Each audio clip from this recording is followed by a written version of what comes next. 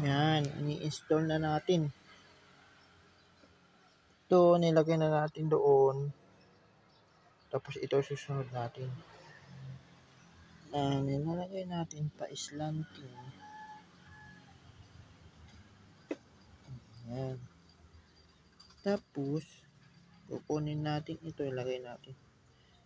Yung paumbok.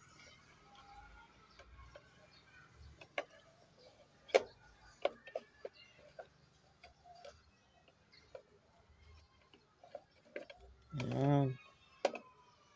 Tapos, ito-tornilyo na natin to.